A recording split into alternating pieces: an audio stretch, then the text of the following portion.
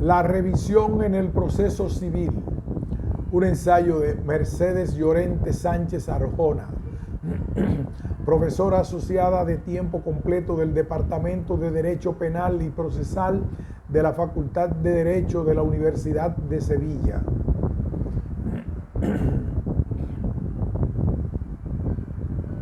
Antecedentes legales. El recurso de revisión presenta como peculiaridad, al igual que el de audiencia al condenado en rebeldía, el de proceder contra sentencias firmes de condena. Como veremos a lo largo del desarrollo de nuestra exposición, la nueva LEC no se ha complicado mucho a la hora de su regulación y se ha dedicado, salvo algunas peculiaridades que vamos a destacar, a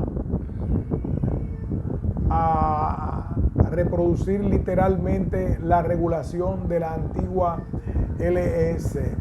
Así, a modo de introducción, comenzaremos hablando un poco de los antecedentes de esta institución, los cuales encontramos en el derecho romano con la figura de la restitutio in integrum, institución por la que el magistrado da por no realizados los actos regulares según el derecho civil, pero que lesionan injustamente a una persona.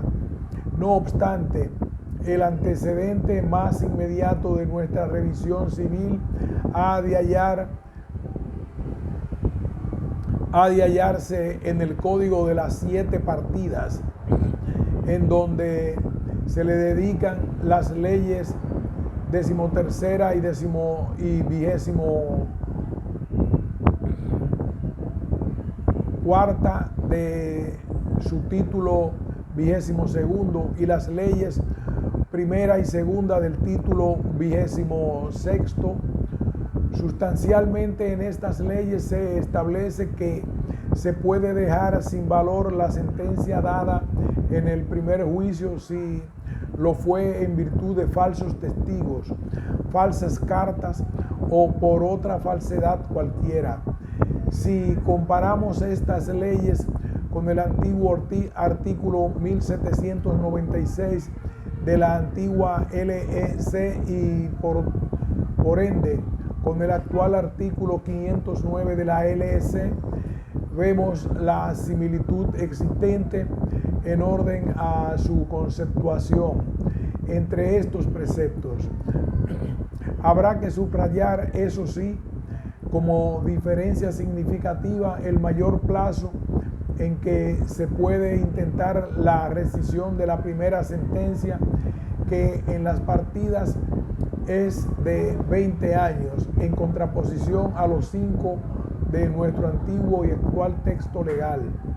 A partir de la promulgación de las partidas, se abre un periodo en el que la publicación de las normas legales se va sucediendo, produciéndose una gran dispersión y confusión en el mundo del derecho, confusión a la que se intentó poner coto en el sistema de las recopilaciones. Tanto la nueva como la novísima recopilación mantienen vigentes la regulación de las partidas en torno a la revisión hasta la publicación de la LEC de 1855. Esta ley no regula la revisión civil, lo cual lleva a preguntarse si esta institución estuvo vigente en el periodo comprendido entre 1855 y 1881. Pues bien, de los autores y de la jurisprudencia de la época se deduce que esta LEC apartó la posibilidad durante este periodo de rescindir sentencias firmes. La revisión volvió a nuestro ordenamiento a raíz de la publicación de la LEC de 1881, artículos 1796, 1810. Actualmente, con la nueva LEC, su regulación se contiene en los artículos 509 a 516. Fundamento. Como es bien sabido doctrinalmente, la revisión se ha presentado como un choque entre los principios de seguridad jurídica y de justicia en beneficio de este último. En efecto, el llamado recurso de revisión tiene por fundamento hacer prevalecer la justicia sobre la seguridad jurídica que le proporciona la firmeza de la cosa juzgada, obtenida por una sentencia firme que pudiera ser ilegal o errónea.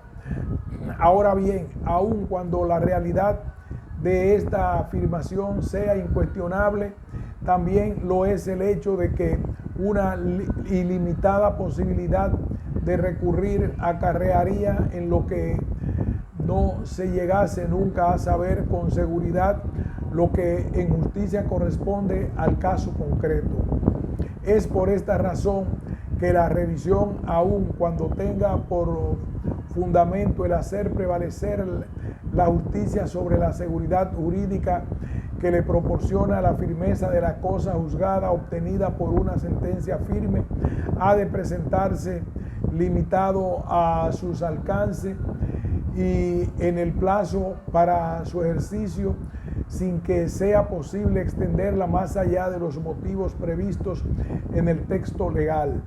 Partiendo del respeto a estas premisas básicas, cuando la actividad de las partes y del tribunal en un proceso han estado condicionada por una serie de circunstancias que pudieron hacer que se dictara una sentencia con un contenido posiblemente distinto al que hubiera tenido de no concurrir aquellas influencias anómalas como violencia, dolo o ignorancia. La LS concede a las partes la posibilidad de incoar otro proceso para lograr la rescisión de aquella sentencia.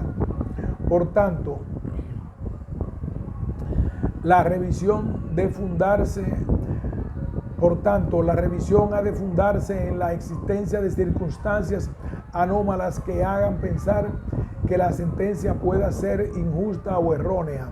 Ante la aparición de nuevas circunstancias, el ordenamiento podría optar por cerrarse en la consideración de la seguridad jurídica de la cosa juzgada, pero ha optado por el valor justicia.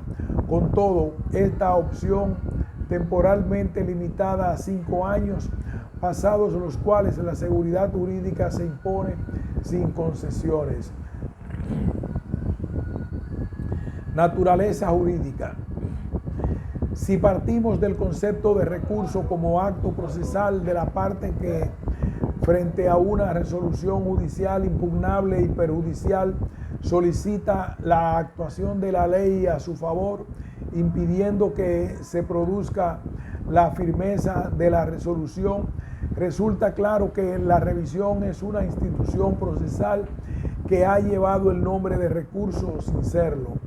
En efecto, la revisión no supone examinar de nuevo el litigio sobre el que ha decidido el tribunal acuo, sino el dilucidar el derecho del demandante de revisión sobre la obtención de otra sentencia, revocando lo que ya se ha juzgado. Además, a diferencia de los recursos que pretenden evitar la firmeza de la resolución, la revisión se da contra sentencias que ya son firmes. Por todas estas razones, entendemos que no se debe hablar de recurso, sino de acción autónoma de impugnación. Sentadas estas premisas y a diferencia del legislador de 1881 que conceptúa la revisión como un recurso, la nueva LS elude referirse al recurso de revisión hablando de demanda de revisión.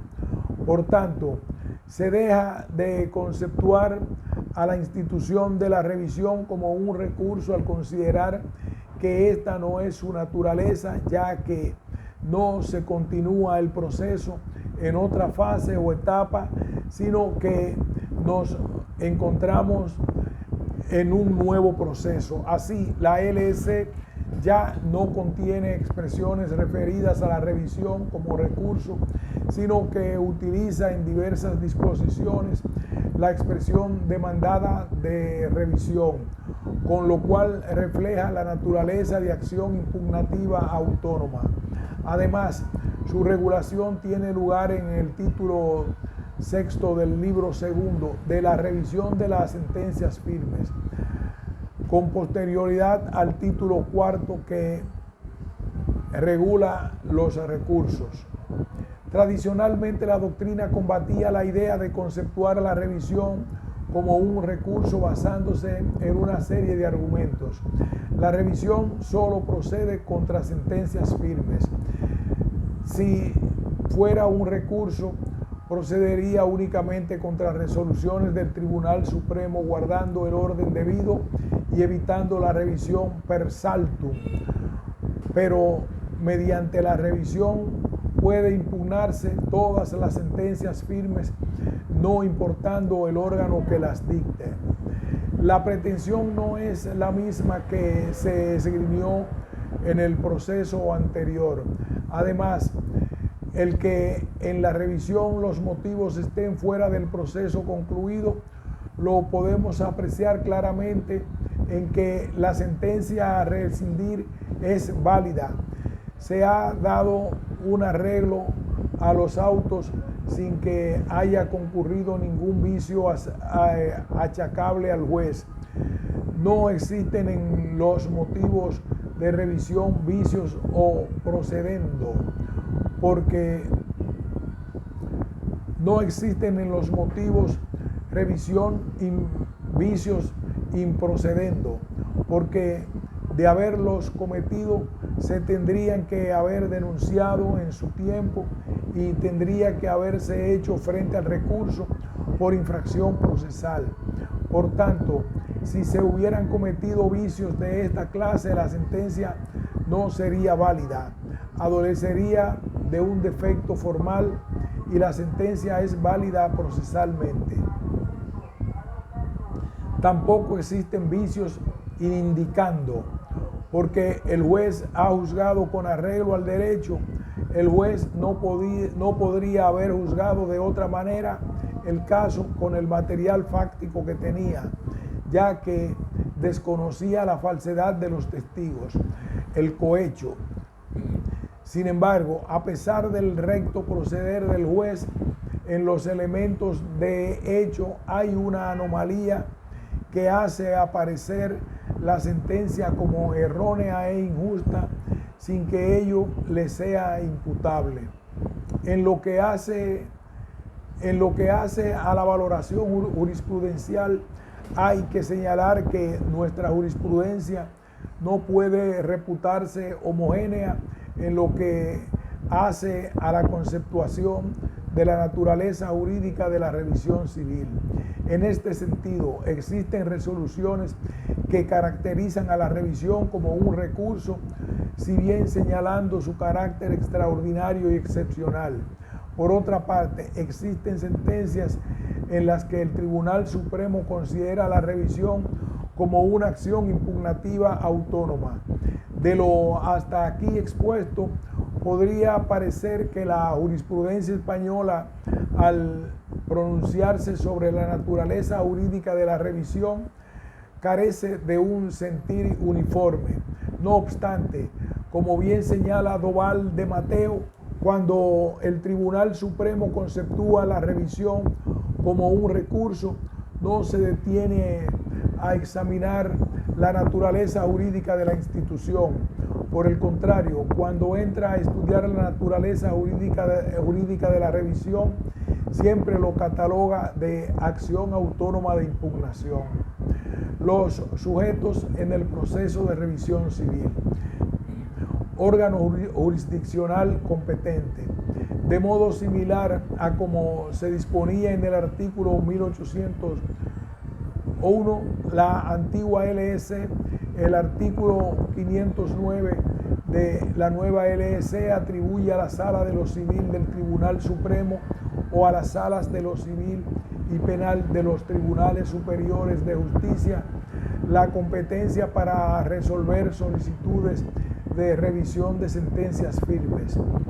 el que el legislador haya atribuido la competencia para conocer de la revisión a la más alta magistratura de la nación se debe fundamentalmente a la gran importancia que tiene la cosa juzgada, que solo los más altos tribunales de la nación pueden considerar no producida, evitando las dilaciones reproducidas por el sistema de recursos que necesariamente generaría el encomendar la competencia a un órgano inferior, dilaciones que se traducirían en una incertidumbre prolongada sobre la existencia o no de la cosa juzgada, con gran perjuicio para la seguridad jurídica.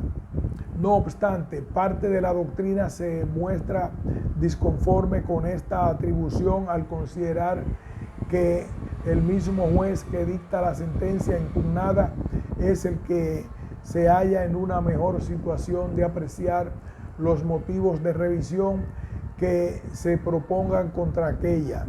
Si bien es cierto que el propio juez que dictó la resolución firme será el que mejor pueda valorar hasta qué punto los hechos que se alegan como motivo de revisión fueron de influencia decisiva en el fallo, no es menos cierto que el Tribunal Supremo, con los autos a la vista y el periodo probatorio del proceso de revisión, puede llegar a un exacto conocimiento de lo acontecido en la realidad, con lo que su fallo ha de ser tan certero como el del juez inferior.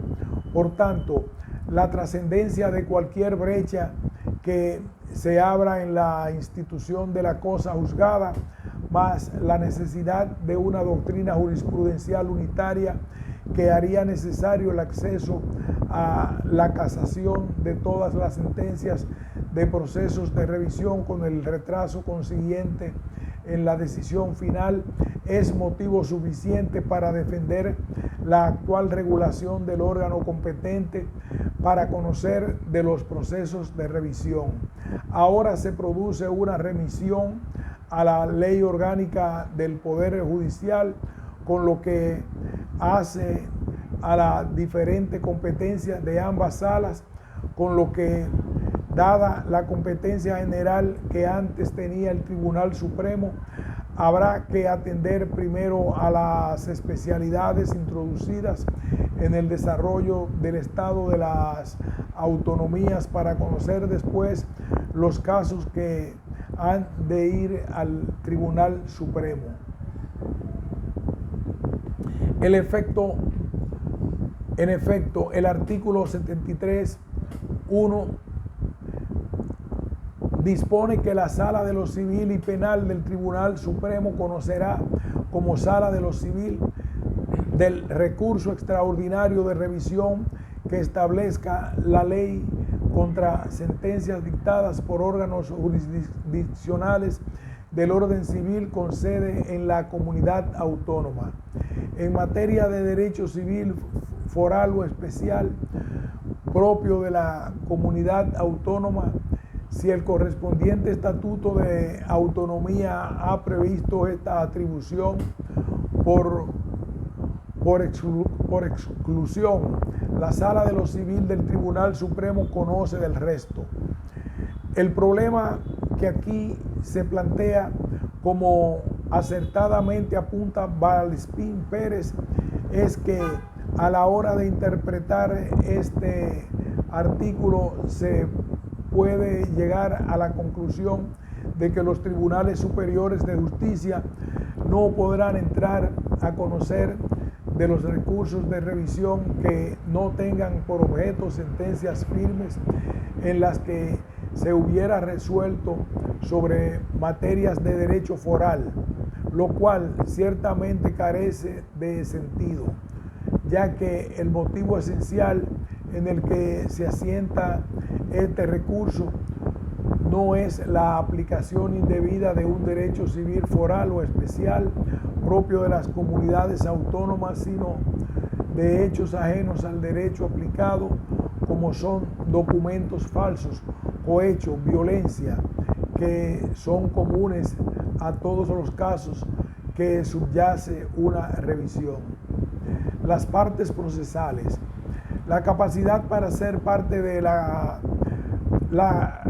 partes procesales. La capacidad para ser parte y la capacidad procesal no plantean problema alguno. Si en cambio la legitimación.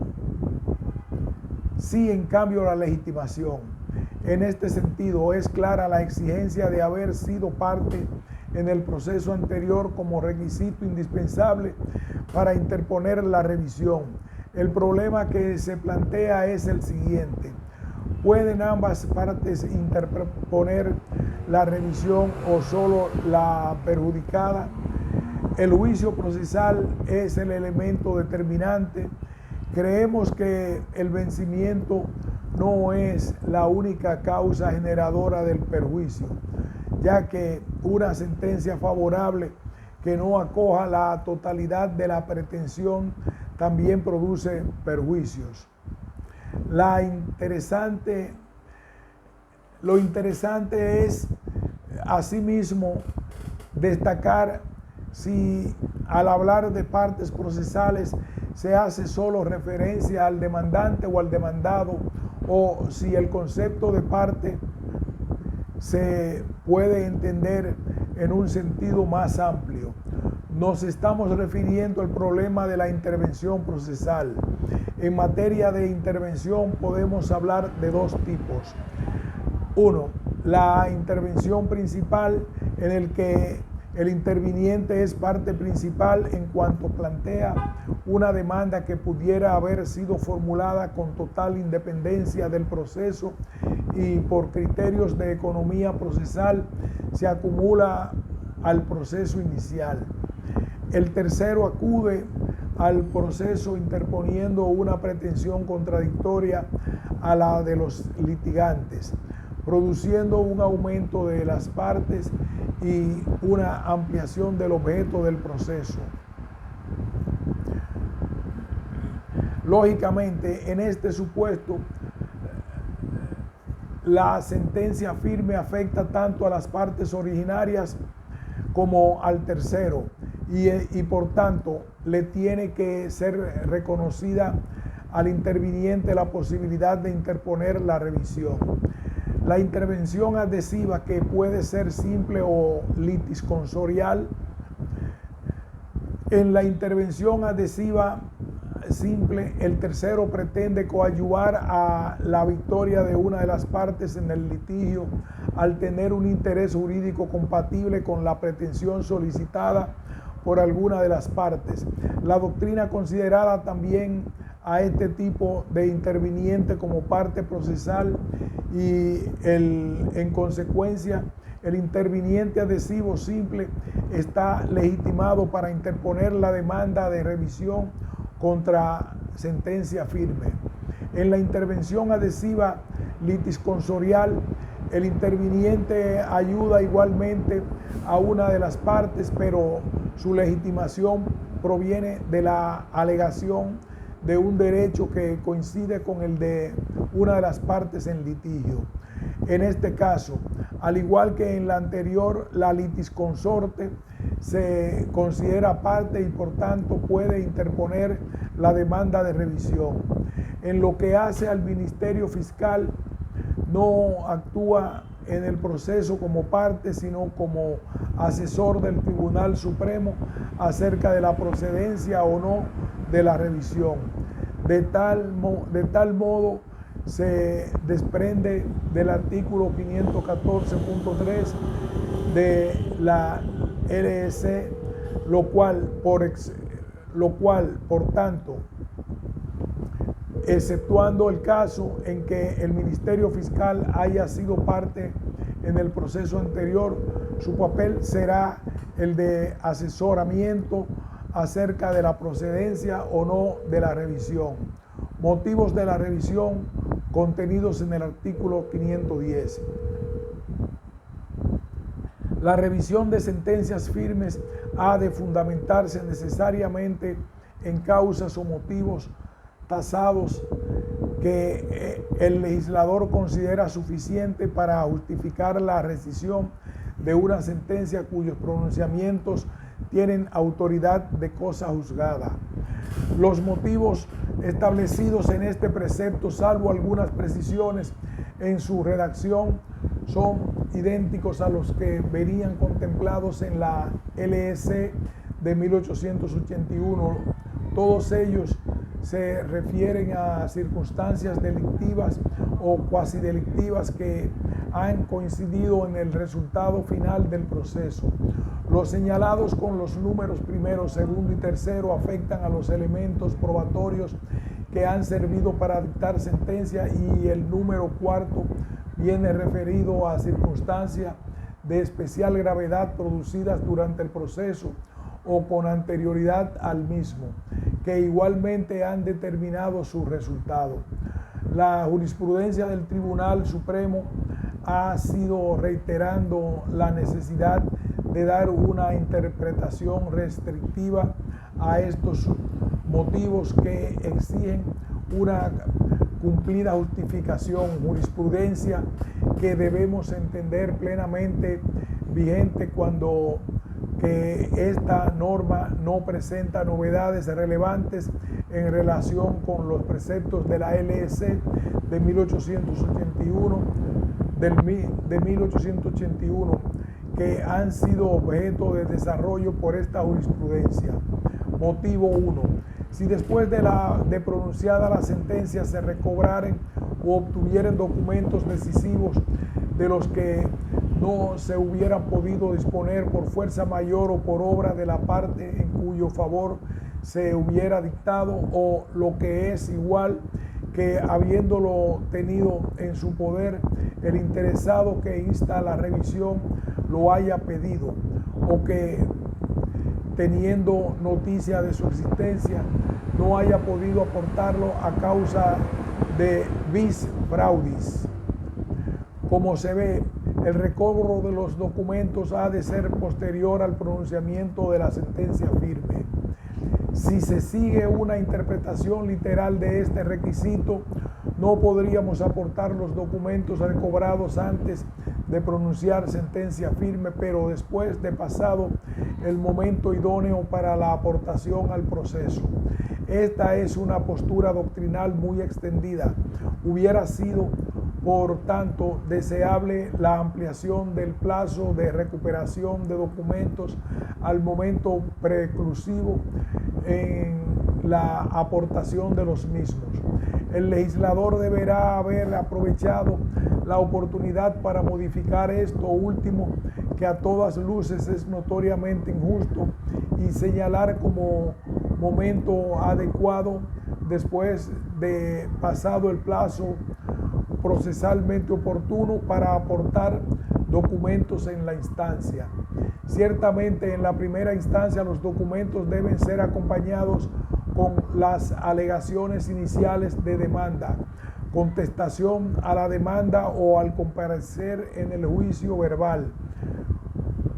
No obstante, el tribunal, después de la demanda y de la contestación, podrá admitir los documentos si nos encontramos en algunos de esos casos del artículo 270. 1. Ser de fecha posterior. 2. Si la parte no ha tenido antes conocimiento de su existencia. 3. Si no haberlos podido obtener con anterioridad por causas no imputables a la parte. Lógicamente, llega un momento en que precluye la posibilidad de aportar documentos, que conforme al artículo 271 es después de la vista o juicio, salvo lo que se prevé en la regla tercera del artículo 435 sobre diligencias finales en el juicio ordinario.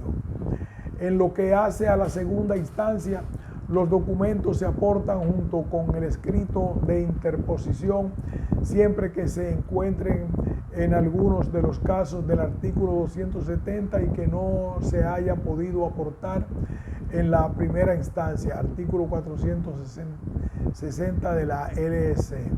Por tanto, Cuando la sentencia queda firme, los documentos recobrados al amparo de los cuales se pueda pedir la revisión serán los recobrados por la parte a partir de ese momento. Esto es, a partir del momento preclusivo, que ya que no pudieron aportarse entonces y no resulta de justicia que, reuniendo el resto de los requisitos señalados, no puedan abrir revisión por una interpretación restringida en un precepto legal. Si los documentos fueron recobrados pasado el momento preclusivo, pero antes de que la sentencia fuera firme, no han de estar excluidos de revisión. Además, el hablar de recobro de documentos se deduce que estos han de existir con anterioridad a su posible recobro, quedando excluidos los documentos de fecha posterior. Continuando con el examen de este primer motivo, se observa que el legislador habla tanto de recobro como de obtención de documentos decisivos. Con esta postura cabe entender que se supera una controversia que planteaba la anterior ley. Antes, cierto sector jurisprudencial defendía la postura de que nos encontrábamos con documentos conocidos por la parte, pero que no se pudieron aportar en un momento procesal oportuno. Quedaba abierta la interrogante de si se admiten parte de los documentos recobrados los que se hubieran descubierto. Pero este problema se ha superado al hacer alusión este precepto a documentos recobrados y obtenidos. Motivo segundo, si hubiera recaído en virtud de documentos que al tiempo de dictarse ignoraba una de las partes haber sido declarados falsos en un proceso penal o cuya falsedad se declarase después penalmente. Estos documentos han de ser decisivos a la hora de dictar sentencia. Determinar cuando una sentencia se ha dado en virtud de documentos falsos es difícil debido a la valoración conjunta de la prueba. El documento ha de haber influido en la sentencia de tal modo que si éste no hubiera aportado, la sentencia sería otra. Quiere esto decir que la falsedad solo se puede determinar cuando la sentencia se haya dado exclusivamente con base en documentos falsos. La respuesta es negativa, ya que en muy raros casos la prueba documental será la única aportada. Creo que el precepto se refiere a aquellos supuestos en que el documento haya influido en la sentencia de tal modo que si éste no se hubiera aportado o el juez hubiera conocido su falsedad, la sentencia sería otra. La falsedad viene considerada como una circunstancia formal y nueva. Es nova, resperta. La falsedad viene considerada como una circunstancia formal y nueva. Es nova, reperta, cuando la declaración haya sido anterior a la sentencia, y nova facta, cuando haya sido posterior. La falsedad ha de derivarse de circunstancias ajenas al proceso anterior, ya que si se hubiera discutido sobre ella en el anterior proceso, ahora no habría de alegarse ni discutirse en el nuevo. El antiguo número segundo del artículo 1796 establecía dos maneras de hacerse patente la falsedad, las cuales eran el reconocimiento y la declaración. El reconocimiento se puede conceptuar como el acto de parte en virtud del cual se pone de manifiesto que el que llevó los documentos a los autos conocía su falsedad. Era una confesión extrajudicial de la parte a la que perjudicaba el documento. Ello era criticable porque el legislador no deseaba el reconocimiento de unas garantías mínimas, pudiendo echar por tierra el proceso anterior. Por el contrario, la declaración es un acto del juez que es el resultado de un proceso. Actualmente el legislador solo habla de documentos declarados falsos en un proceso penal, a diferencia de la regulación anterior en la que se hablaba de documentos reconocidos y declarados falsos. Se excluye el reconocimiento de la falsedad por la parte, a diferencia de la anterior regulación en la que se admitían dos maneras de reconocer la falsedad. Lo que sí es igual a la anterior regulación es el señalamiento de que dos momentos distintos en la declaración de falsedad, el anterior a la sentencia firme y el posterior a ella. El primero de los casos, reconocimiento anterior a la sentencia firme, el legislador le impone el requisito de la ignorancia que ha de haber sufrido la parte que pide la revisión, lo que implica que la parte que hace valer la falsedad del documento no ha intervenido en ella y así debe probarlo. Si de las pruebas practicadas se dedujera su falta de ignorancia, la revisión se desestima, pues la falsedad se debió alegar en el proceso anterior.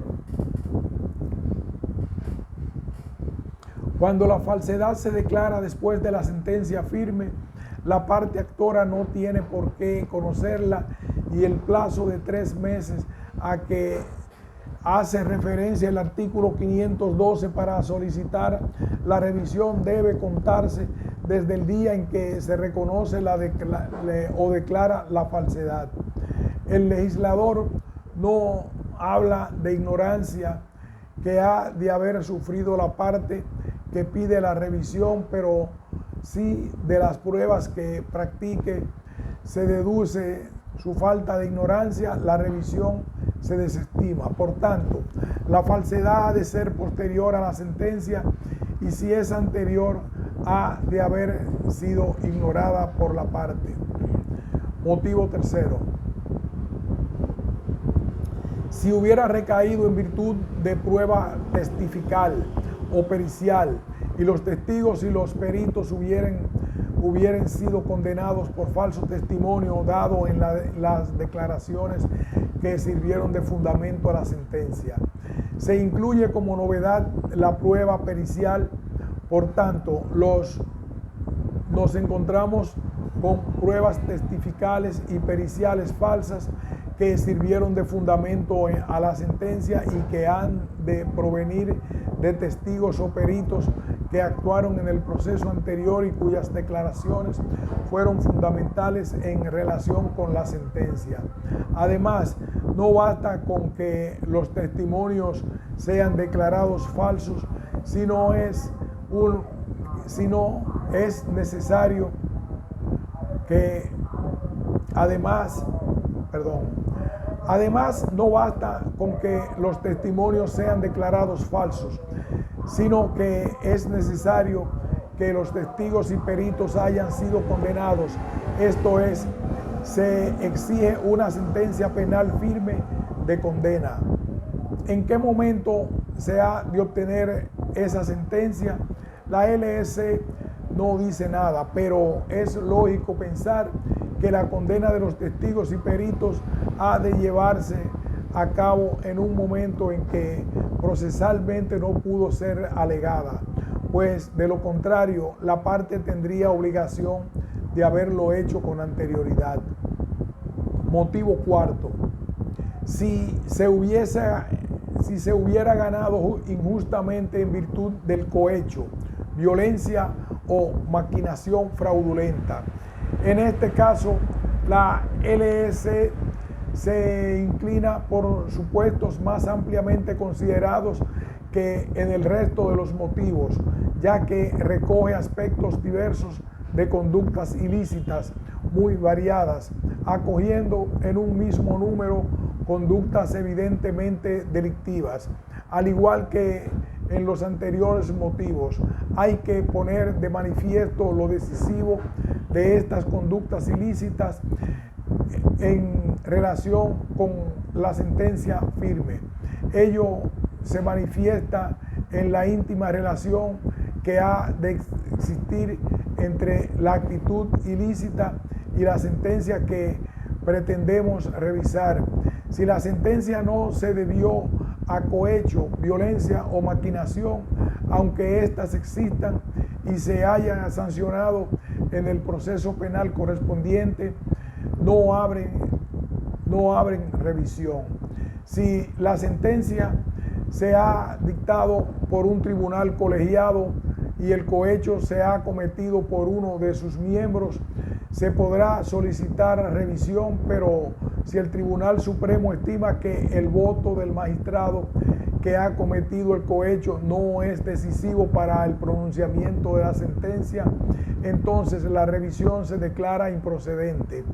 Lo determinante para dar lugar o no a la revisión de una sentencia firme es que ésta se haya ganado injustamente en virtud del cohecho, por lo que el cohecho del juez o tribunal da lugar a la revisión de sentencia firme, mientras que el cohecho de otros funcionarios lo dará solo en los casos que se pruebe que la actividad desplegada por el funcionario como consecuencia del cohecho ha influido decisivamente en el contenido del fallo, como puede ser ocultación o destrucción de pruebas o la falsificación del contenido de un interrogatorio realizado en ausencia del juez. Si el vicio que concurre es la violencia, el conocimiento de la misma debe ser posterior al momento en que pueda ser alegada y solicitada la anulación de la sentencia. Por tanto, es necesario para solicitar la revisión por este motivo que el juez no haya anulado por sí lo fallado y que el conocimiento de la violencia sea posterior a la sentencia firme. Lógicamente, la violencia, que como se sabe es el empleo de la fuerza física o moral que imposibilita la formación de voluntad, se ejercita sobre el juez y las partes.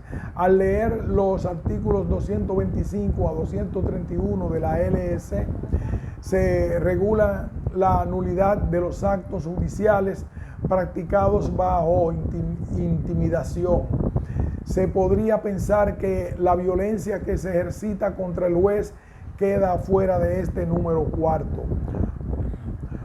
pero puede darse el caso de los jueces y tribunales no anulen lo actuado. Entonces se le concede a la parte la posibilidad de pedir la revisión de una resolución judicial ganada con empleo de violencia. En lo que hace a las partes, el sujeto pasivo de la violencia ha de ser la parte que solicita la revisión, a la que se le ha impedido realizar los actos adecuados a su defensa o ejercitar aquellos que le sean desfavorables. Por último, las maquinaciones fraudulentas, que pueden conceptuar como la voluntad deliberada de causar una lesión al otro litigante mediante el empleo de astucia con el objeto de obtener una sentencia favorable para él.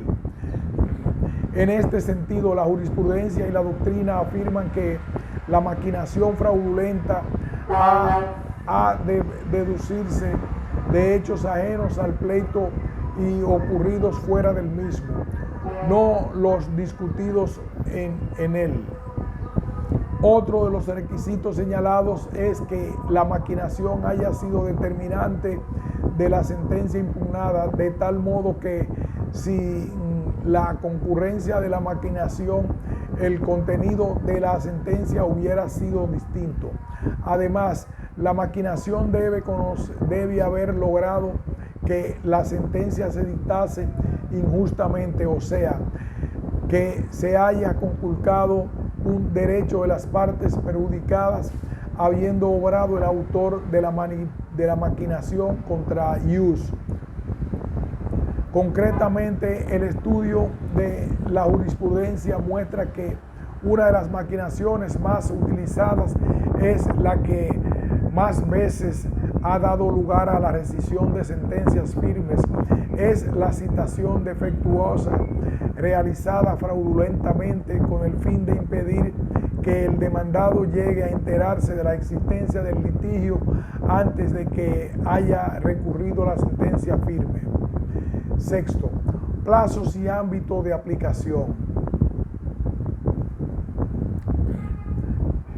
Como es bien sabido, el ámbito de la revisión está formado por resoluciones firmes que resuelvan en última instancia la cuestión del fondo, productoras de, entre otras partes, de cosa juzgada material, cualquiera que sea el órgano del que emanan. Además, se establecen dos tipos de plazos: el breve de 3 meses y el máximo de 5 años, artículo 512 de la LS. La observancia de estos plazos viene configurada como un requisito de admisibilidad de la revisión, de tal manera que el Tribunal Supremo ha de examinar si la demanda se presenta en tiempo y forma legal, pues de lo contrario se rechaza de plano. ¿Son acertados estos plazos? Estimamos que el de 3 meses es lógico, ya que una vez conocido el motivo, no hay que dilatar más tiempo la existencia de la resolución injusta, y además es tiempo suficiente para poder preparar la revisión. El segundo plazo de 5 años no es tan lógico. No se entiende bien por qué el legislador sigue insistiendo en esa idea con la excusa de dar seguridad al tráfico jurídico. Consideramos que esta razón no es válida para justificar tal limitación. En efecto, de cuanto llevamos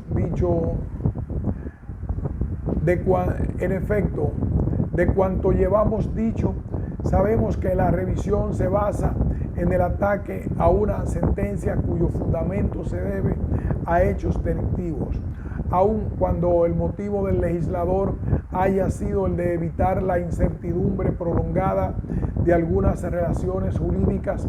Ello no es motivo suficiente. Además, el propicio interés particular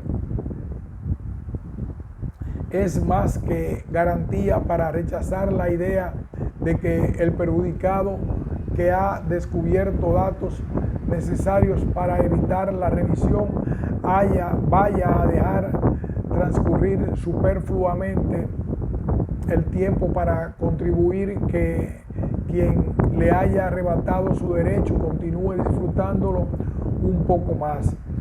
De esta manera, actualmente quien haya ganado una resolución judicial por medios delictivos solo tiene que preocuparse los primeros 5 años.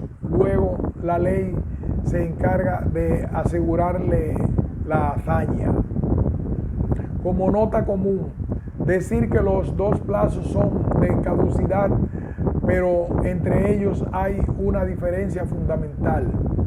Si el plazo de 5 años se ha incumplido, la demanda se rechaza de plano, siendo la vigilancia de su cumplimiento muy simple, dado que se cuenta desde la fecha de publicación de la sentencia que se pretende rescindir, desde un dies a quo objetivo y no sujeto a discusión.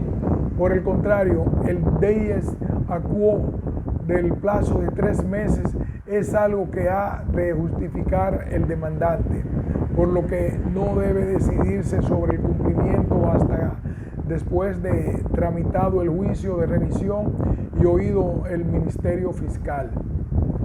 ¿Cómo se realiza el cómputo de 3 meses?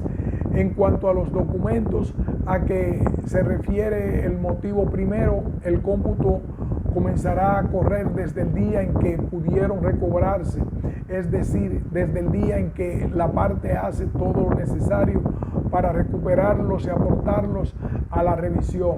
En relación al motivo segundo, se establece una distinción entre la falsedad declarada o reconocida antes o después de la sentencia, exigiendo para la primera la ignorancia de la parte que la alegaba.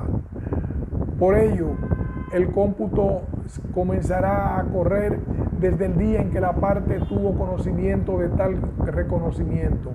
Este mismo cómputo debe regir también en la segunda hipótesis si la parte no promueve la declaración de falsedad y por tanto desconoce. Por tanto, el cómputo que empieza a correr desde el día de la declaración de falsedad solo podrá aplicarse cuando la parte intervino en el proceso penal como denunciante de la misma, siendo su desconocimiento imposible.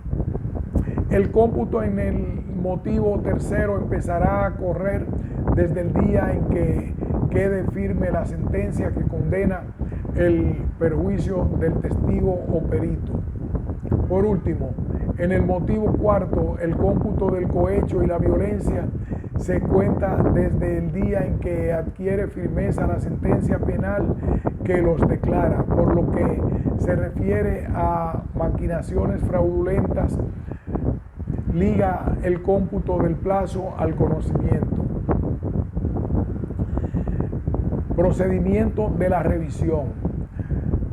La impresión de que el recurso de revisión ha sido implantado de la LEC anterior queda confirmada por el hecho de que se mantenga la indispensabilidad de un depósito de 300 euros para poder interponer la demanda de revisión, y ello después de que se haya eliminado el recurso de casación y después de que la exposición de motivos se proclame como razón para eliminar el depósito en los recursos extraordinarios que el depósito previo, además de representar un factor de encarecimiento de la justicia, de desigual incidencia en los justificables, plantea el problema de su posible transformación en obstáculo de ejercicio del derecho fundamental a la tutela judicial efectiva conforme al principio de igualdad. Para entrar de lleno en el tema del procedimiento, habría que decidir. Para entrar de lleno en el tema del procedimiento, habría que decir que comienza por una demanda sujeta a los requisitos del artículo 399 de la LEC, a la que ha de acompañársele un documento de haber realizado el depósito en la cuenta de depósitos y consignaciones de la entidad de crédito que designe el Ministerio de Justicia. La cantidad será devuelta si la demanda es estimada y en caso contrario se perderá. La falta de depósito o su insuficiencia conduce a la inadmisión de plano de la demanda. Cuando varias partes interponen la misma demanda bajo la misma dirección letrada y con la misma representación, con un solo depósito se cumple la exigencia legal. En este sentido, cabe señalar como gran parte de la doctrina considerada que la exigencia de depósito cierra las puertas a los litigantes con escasas posibilidades económicas. La demanda ha de ir firmada por abogado y procurador presentándose ante el Tribunal Supremo. Una demanda admitida, una vez admitida, el tribunal solicitará que se remitan todas las actuaciones del pleito cuya sentencia se impugna y mandará emplazar a cuantos en él hubieran litigado o a sus causavientes para que en el plazo de 20 días, con la antigua LEC 40 días, conteste a la demanda. Se trata de dos actividades sucesivas. Primero, se reclaman los antecedentes y a su vista se reemplazará, contestada la demanda o transcurrido el plazo sin haber contestado. Los trámites sucesivos se seguirán conforme a lo establecido para los juicios verbales, oyéndose siempre al Ministerio Fiscal antes de dictar sentencia. Artículo 514 de la LEC.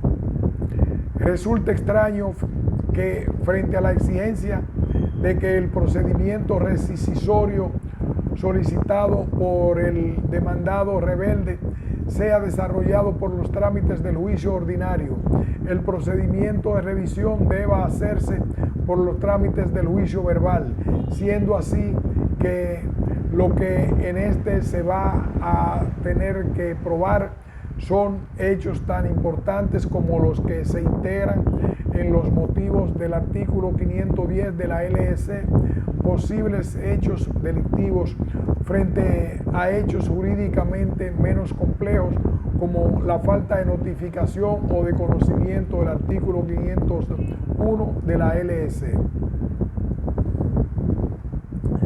Dada la oralidad y concentración que comporta el juicio verbal, habrá que entender que el trámite de informe que el artículo 514 de la LEC exige al Ministerio Fiscal deberá realizarse en el acto de la vista.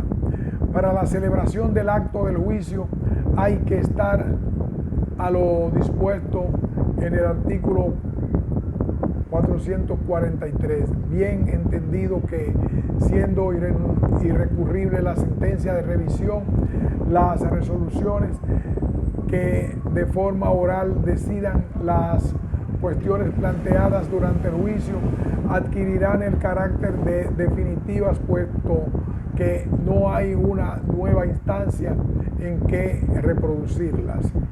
Aquí hacemos una pausa para descansar y continuaremos en el párrafo en cuanto a las cuestiones prejuiciales penales.